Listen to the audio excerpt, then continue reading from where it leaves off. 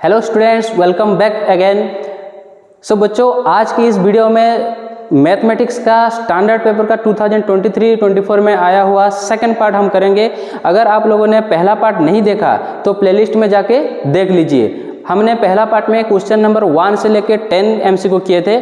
आज करेंगे question number 11 से लेके 20 तक। सो क्वेश्चन नंबर 11 क्या है, देखो। In the given figure AB is a tangent to the circle center at O। देखो यहाँ पे AB यहाँ पे टेंजेंट गिवन है, right. OA equal to 6 centimetre, this is 6 centimetre, okay. So angle OAB angle यहाँ पे देखो 30 डिग्री हमें गिवन है। और क्या बोल रहा है, then radius of the circle, हमें पूछ रहा है रेडियस का वैल्यू कितना है। देखो मैं यहाँ पे ये ड्रा कर लेता हूँ रेडियस, ओके। सो आप लोगों ने थ्योरम पढ़ा होगा, क्या यहाँ पे सेंटर है और B is the point of contact, तो क्या होगा यहाँ पे OB परपेंडिकुलर क्या हो जाएगा AB, राइट। सो यहाँ पे ये एंगल कितना आएगा 90 डिग्री आएगा। तो यहाँ पे अगर राइट एंगल है तो राइट एंगल का सामने वाला जो साइड है वो हमेशा क्या होता है, हाइपोटेनस होता है, राइट। और सपोज यहाँ पे देखो 30 डिग्री, ये जो एंगल को हम थीटा मान ले तो इस एंगल के पास जो साइड है उसको हम क्या लेते हैं, बेस लेते हैं।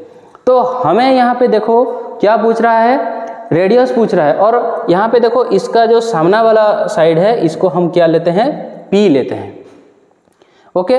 तो यहाँ पे हमें क्या गिवन है, देखो OA इसका मतलब है H, हमें हाइपोटेनस गिवन है और वो पूछ रहा है रेडियस ऑफ द सर्किल और यहाँ पे P पूछ रहा है। तो P और H के बीच में क्या रिलेशन है, कौन सा वाला फंक्शन, साइन फंक्शन।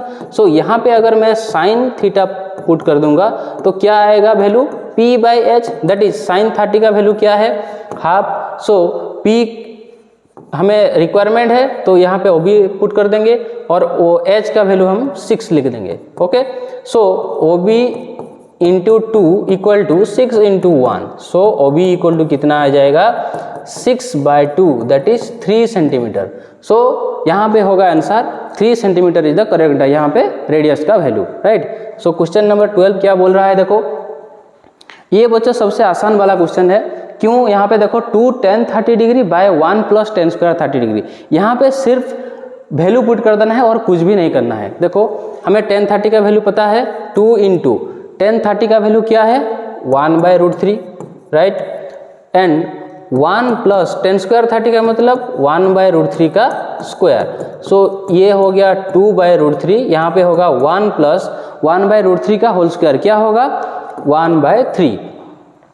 सो ये कितना आ जाएगा, देखो यहाँ पे 2/√3 और यहाँ पे LCM जाएगा 3, सो 3 + 1 दैट इज 2/√3 डिवाइडेड बाय 4/3।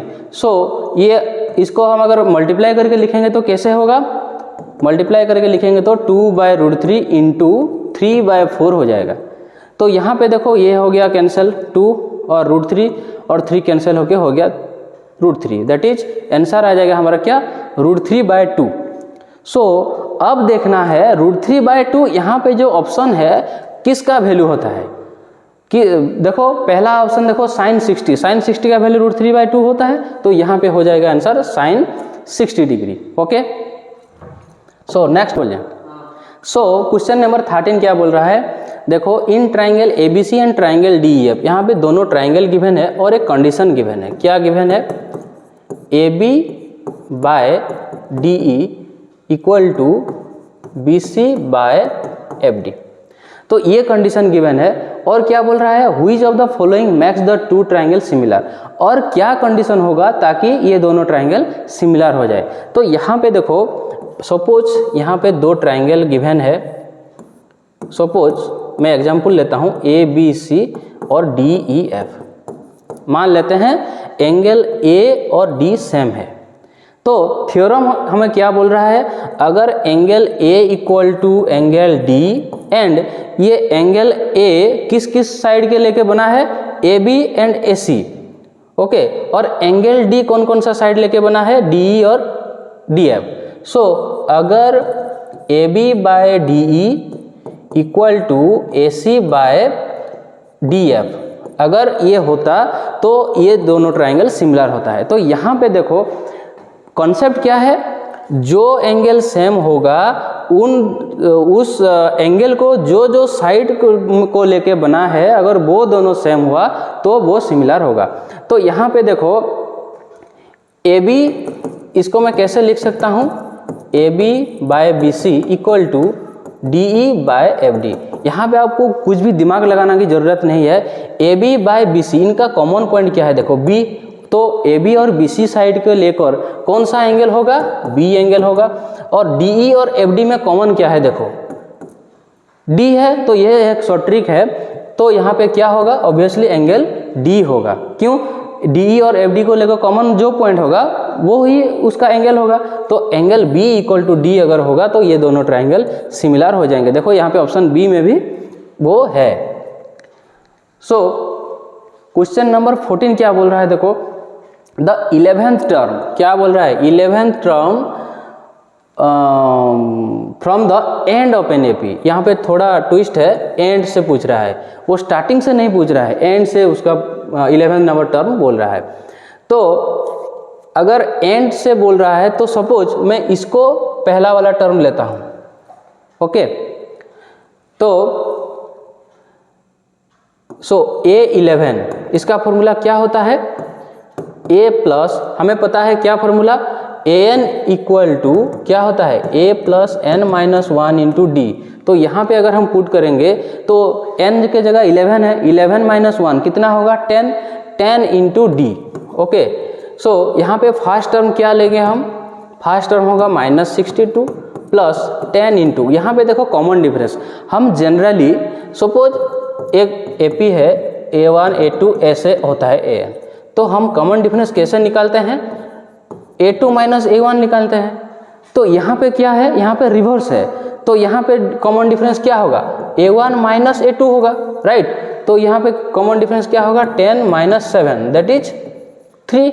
सो ये हो गया 3, तो ये कितना होगा -62 plus 30 that is equal to -32, -32 हो जाएगा इसका सही आंसर। सो क्वेश्चन नंबर 15 क्या बोल रहा है देखो, ये आया बहुत ही इंटरेस्टिंग क्वेश्चन। इस टाइप का क्वेश्चन हमेशा एग्जाम में रिपीट होता है, इसको ध्यान से देखना। 2 कॉइन्स आर टॉस टुगेदर, दोनों कॉइन को हम एक साथ टॉस कर रहे हैं, तो वो प्रोबेबिलिटी पूछ रहा है एटलीस्ट 1 टेल। ये हमेशा एक बहुत ही इंपॉर्टेंट क्वेश्चन है। सपोज मैं दोनों कॉइन को टॉस करता हूँ तो उसका सैंपल स्पेस में क्या आएगा, आइदर हेड हेड होगा, हेड टेल होगा, टेल हेड होगा और टेल टेल। तो टोटल पॉसिबल आउटकम कितना आएगा 4, ओके। तो वो पूछ रहा है एटलीस्ट 1 टेल, इसका मतलब क्या है, एक एटलीस्ट 1 टेल होना जरूरी है। अगर 1 से ज़्यादा होगा तो भी चलेगा, लेकिन 1 से कम नहीं। एटलीस्ट का मतलब क्या है, इसका कोड वर्ड जान लो, क्या, लेस देन इक्वल टू 1, इसका मतलब 1 होगा या 1 से ज़्यादा होगा, लेकिन 1 से कम नहीं। तो यहाँ पे देखो एटलीस्ट 1 टेल, देखो पहला वाला ऑप्शन में बिल्कुल भी टेल नहीं है, तो ये वाला ऑप्शन कैंसिल हो गया। दूसरा वाला ऑप्शन में देखो 1 टेल है, तो ये होगा, तीसरा वाला भी होगा और चौथा वाला भी होगा। एटलीस्ट 1 बोल रहा है, 2 होने से भी कुछ फर्क नहीं पड़ेगा। तो यहाँ पे कितना केस आया, 3 आया। सो टोटल केस हमारा पॉसिबल आउटकम कितना हुआ 3, टोटल आउटकम कितना है 4। तो प्रोबेबिलिटी कितना आ जाएगा, एटलीस्ट 1 टेल दैट इज 3/4। सो यहाँ पे देखो ऑप्शन सी हो जाएगा इसका सही आंसर। सो क्वेश्चन नंबर 16 देखो, ये भी एक इंपॉर्टेंट क्वेश्चन है।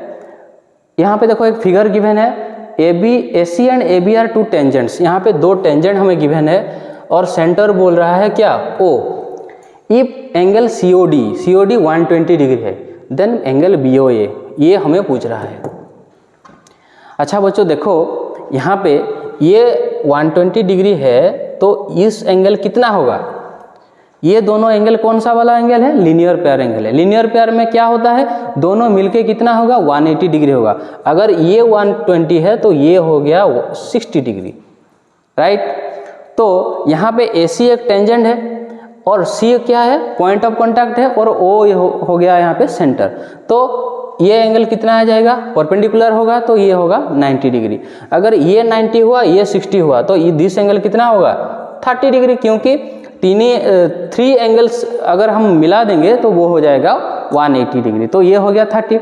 तो अगर मैं इन ओ बी को मैं अगर जॉइन कर दूंगा तो ये जो ट्राइंगल है, क्या triangle O A B and triangle O A C, ये दोनों ऑब्वियसली कॉन्ग्रुएंट हो गए। कैसे कॉन्ग्रुएंट हो गए?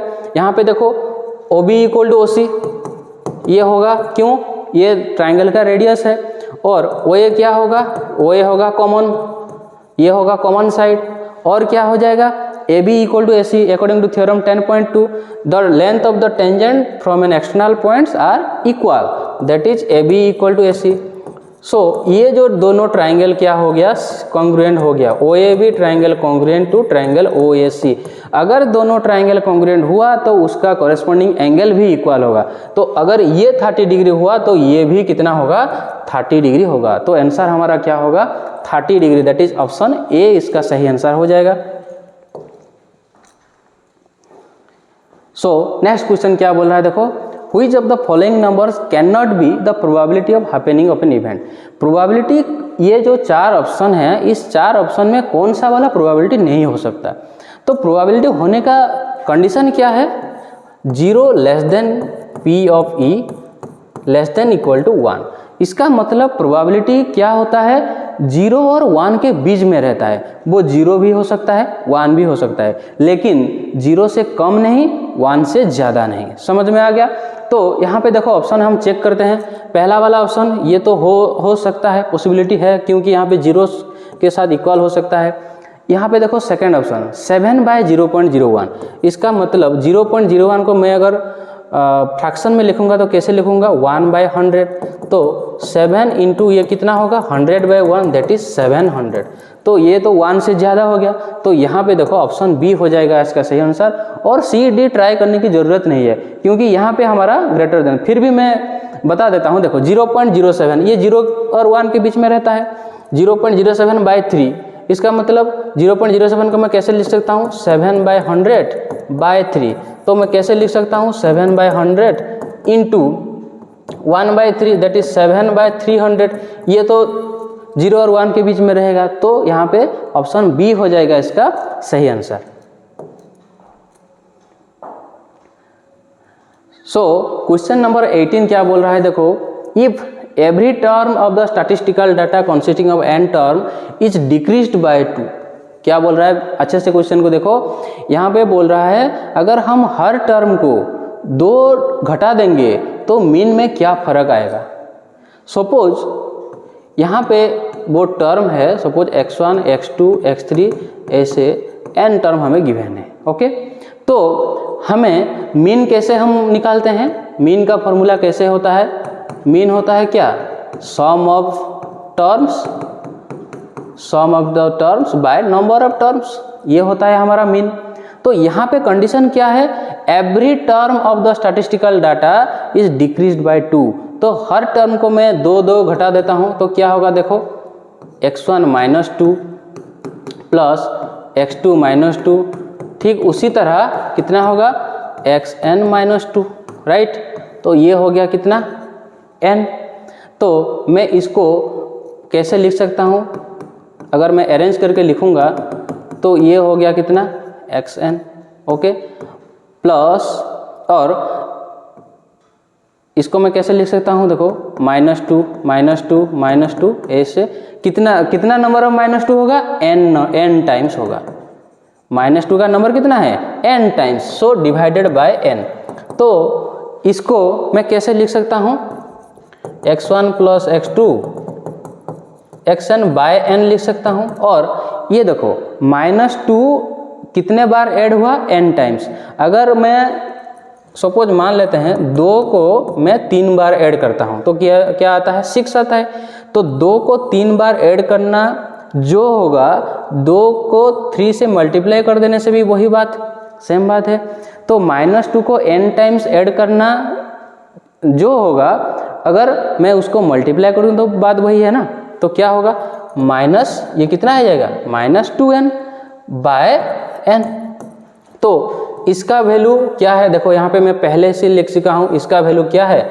इसका वैल्यू है mean, x1 plus x2 plus xn by n। ये हो गया क्या? मीन माइनस यहाँ पे देखो n cancel -2।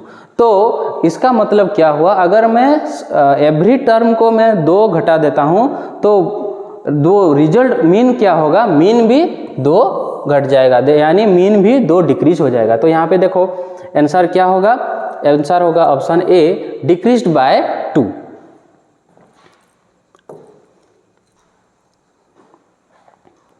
So next assertion reasoning वाला क्वेश्चन है 19 number. If the points A, देखो यहाँ पे 2 पॉइंट्स गिवन है 4, 3 और x5 lie on a circle with center O. Suppose this is the circle, वो सेंटर है O, that is 2, 3 और ये दोनों पॉइंट सर्किल के ऊपर है। सपोज ये पॉइंट है A कितना 4, 3 और एक पॉइंट है B और इसका कोऑर्डिनेट क्या है x5।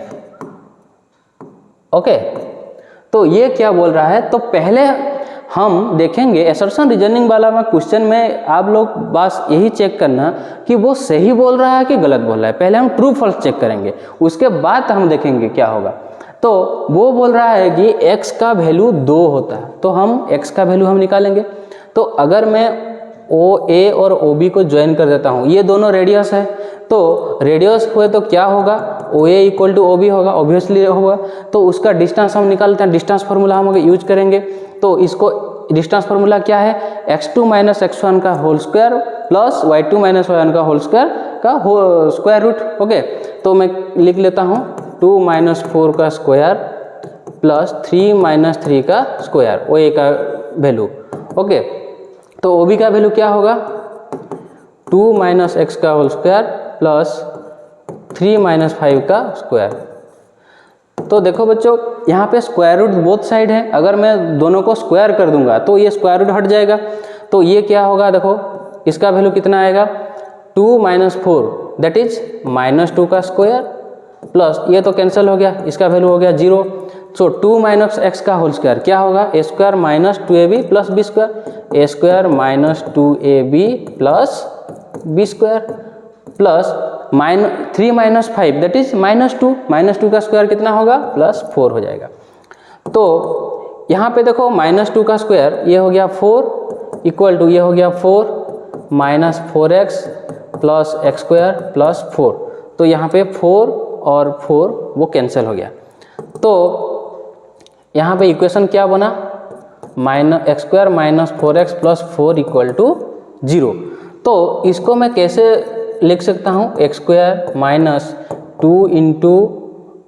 2 × x प्लस 2 का square equal to 0। a² - 2ab plus b², इसके फॉर्म में मैं लिख सकता हूँ। तो ये क्या हो गया, x - 2 का होल स्क्वायर का फॉर्मूला है equal to 0। So x - 2 equal to कितना आएगा 0, क्योंकि यहाँ पे स्क्वायर अगर 0 है तो उसका वैल्यू भी अगर 0 का स्क्वायर रूट कितना होगा 0 होगा। तो x का वैल्यू कितना आ गया 2। तो इसका मतलब क्या हुआ, ये जो x का वैल्यू बोल रहा था ये ट्रू है, असर्शन इज ट्रू। तो रीजन देखते हैं, centre of a circle is the mid point of each chord of the circle. यहाँ पे क्या बोल रहा है, सेंटर एवरी, हम जितना भी कॉर्ड हम ड्रॉ करेंगे तो सभी का मिड पॉइंट बोल रहा है। अगर मैं यहाँ पे एक कॉर्ड ड्रॉ करूँगा तो ये क्या सेंटर इसका मिड पॉइंट होगा क्या, नहीं होगा। किसका मिड पॉइंट है, ओनली डायमीटर का मिड पॉइंट होगा सेंटर। तो यहाँ पे रीजन क्या हो गया, फॉल्स हो गया। तो यहाँ पे क्या होगा, assertion is true and but reason is false. देखो यहाँ पे ऑप्शन सी हो जाएगा इसका सही answer. And here is the last question, question number 20। क्या बोल रहा है, the number 5 to the power n can not end with the digit 0 where n is a natural number. देखो ये ट्रू बोल रहा है कि नहीं, 5 to the power n ये कभी भी 0 से एंड नहीं होगा। हम ट्रायल करके देख सकते हैं। सपोज मैं n को वो क्या बोल रहा है, नेचुरल नंबर बोल रहा है। सपोज मैं n का वैल्यू 1 लूँगा तो कितना होगा 5 to the power 5। अगर 2 लूँगा तो कितना होगा 5 to the power 2 that is 25। अगर मैं 3 लिया तो कितना होगा 1। तो इसका वैल्यू कौन सा नंबर से एंड हो रहा है, ओनली 5 से एंड हो रहा है। तो 0 में बिल्कुल नहीं, ये तो ट्रू हो गया। और prime factorisation of 5 has only 2 factor that is 1 and 5। तो इस 5 का प्राइम फैक्टराइजेशन क्या होगा, ओनली 2। ये भी सही है। ओके, तो ये इसको अब देखेंगे, अब कन्फ्यूजिंग ये जो है, ये दोनों तो ट्रू हो गया। देखो यहाँ पे देखो, both A and R are true, both assertion और रीजन आर ट्रू, लेकिन ये करेक्ट एक्सप्लेनेशन होगा या नहीं होगा, ये कैसे पता चलेगा? देखो अगर एक डिजिट 0 से एंड होता है, कौन सा वाला डिजिट 0 से एंड होता है? जो डिजिट 10 से डिविजिबल होगा वो 0 से एंड होगा।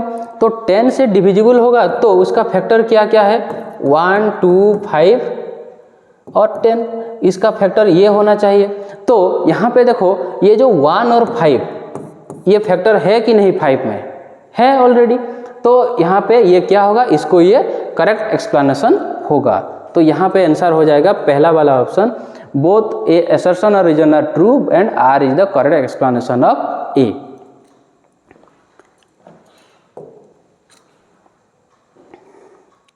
सो बच्चों, आई होप आप सब लोगों को ये समझ में आ गया होगा, और ऐसे ही हमारे चैनल के साथ जुड़े रहिए, और भी हम प्रीवियस ईयर सेट लाएंगे जाकि आप लोगों का एग्ज़ाम अच्छे से अच्छा हो सके। So thanks for watching.